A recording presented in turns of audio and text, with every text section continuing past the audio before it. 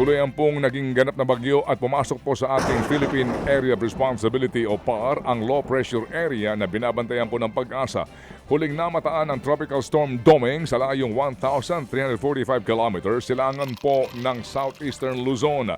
Taglay nito ang lakas ng hangin na aabot sa 75 kilometers per hour at magbuksong aabot sa 90 kph. Ito'y kumikilos pahilagang kanluran sa bilis po na 20 kilometers per hour. Ayon po sa forecast ng Pag-asa, malabong maglandfall o tumama sa kalupaan ng naturang bagyo. Pero ito'y maghahatid daw ng mga malalakas na ulan at hangin bago lumabas po ng bansa sa Lunes, Hunyo 1. Nahaharap muli sa panibagong plunder at graft case si Senator Jinggoy Estrada. Formal na po siyang kinasuhan ng ombudsman sa Sandigan Bayan kahapon. Nag-ugat nga yan sa umano'y illegal budget insertions at project allocations ng senador sa DPWH infrastructure portfolio noong taong 2025. Ayon sa ombudsman, 573 million pesos ang natanggap ng senador bilang kickback daw kapalit na mga inilaang budget sa mga infrastructure project. Base po sa inilabas sa certification ng Senate Legislative Budget Research and Monitoring Office, wala raw budget insertion si Estrada. Pero giit ni Assistant Ombudsman Miko Clavano, hindi sapat ang isang certificate lamang. Handa naman daw si Jinggoy na harapin ang kaso laban sa kanya. Hindi raw siya nabigyan ng pagkakataon na pag-aralan ng resolusyon ng DOJ at Ombudsman para sana nakapagbigay sila ng paliwanag bago maisampa ang kaso. Samantala po naman, konektado po raw ang barilan sa loob ng Senado at ang pagsibat ni Senador Bato de la Rosa ayon po yan sa investigasyon ng PMP-CIDJ. Malaki po raw ang papel ni Senator Robin Hood Padilla sa pagtakas ni Bato sa Senado. Kaya naman kasama siya sa 6 na inirekomenda ng CIDG na kasuhan ng obstruction of justice. Damay din po sa asunto ang isang babaeng security officer at anak ng tiyuhin ni Padilla na tumayo umanong backup sa pagtakas ni De La Rosa. Sa ngayon po'y merong hindi bababa sa 4 na lokasyon sa bansa ang pinuntahan ng CIDG para isilbi ang ICC arrest warrant laban kay De La Rosa. Posible po raw na ito'y madagdagan pa ayon po naman sa maiimbestigahan nilang posibleng koneksyon ng senador. Ipaubaya ho naman daw ng CIDG sa DOJ na tukuyin ang pananagutan ni Senate President Alan Peter Cayetano na siyang may-ari ng sasakyan na ginamit ni Bato para makapasok sa loob ng Senado. Umani naman po ng iba't ibang reaksyon at pambabatikos ang posisyon ni Senator Robin Hood Padilla sa isyu po ng force majeure na siyang basihan lang dapat ng pagpasok online ng mga senador kapag sesyon. Para kay Padilla, may basihan na para mag-online ang mga senador sa ngayon.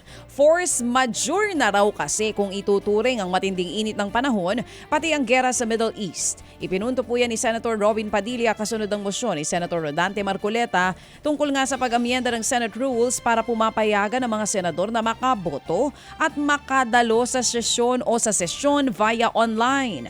Pero tinablas si Robin ni Senator Erwin Tulfo na natawa na lang sa paliwanag nito. War is not part of force majeure. Actually, that's what I understand. Yung El Nino, pero I don't know how should it affect na kailangan hindi pumasok ang isang senador dahil mainit. Then, kung ganyan ang contention ng ibang kasama namin, then let me ask. So, yung mga carpenters, mga nasa construction, wag na rin pumasok kasi mainit. So, our farmers will just stay home because of El Nino. Is that what it is? Yung mga traffic aid natin, street sweeper, wag na pumasok because of El Nino at mainit. Medyo hindi po yata kami payag. Yan nga po ang tinig ni Senator Erwin Tulfo.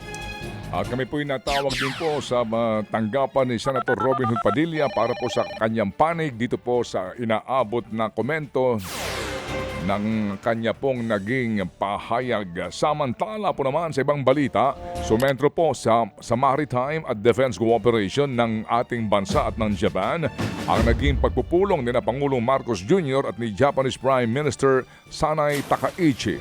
Kinumpirma ng dalawang leader na sinimulan ng Pilipinas at ng Japan ang negosasyon para nga sa Agreement on the Protection of Classified Military Information.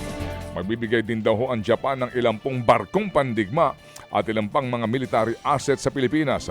Layunin po nitong palalimin pa lalo ang relasyon ng dalawang bansa. Sabi po ni Pangulong Junior, kasama rin po sa isinusulong ng Pilipinas at ng Japan ang delimitation ng ating maritime borders.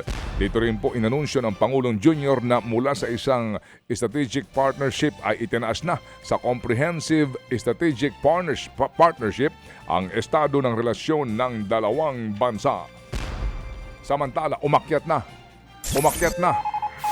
sa 6 ang bilang po ng mga namatay sa gumuhong construction site dyan po naman sa Angeles City, Pampanga. Na-recover nga po ang ika-6 na bangkay bago mag-alauna na madaling araw kanina. Sa ngayon, 14 pa ang nawawala sa pagguho ng gusali. Kaya patuloy pa rin ang search and rescue operation. Ganon din ang paggamit po ng heavy equipments para maialis ang malalaking tipak ng semento. Mga kapatid, patuloy po kayong tumutok sa 105.9 True FM para sa totoong balita, impormasyon, music and entertainment. Mag-subscribe sa aming YouTube channel at podcast at sundan nyo kami sa Facebook, Instagram, X at TikTok sa True Network PH. Bisitahin din po ang aming official website, truefm.ph. At panoorin din kami sa True TV Signal, Channel 19. Kami po ang 105.9 True FM. Laging true sa'yo, kapatid.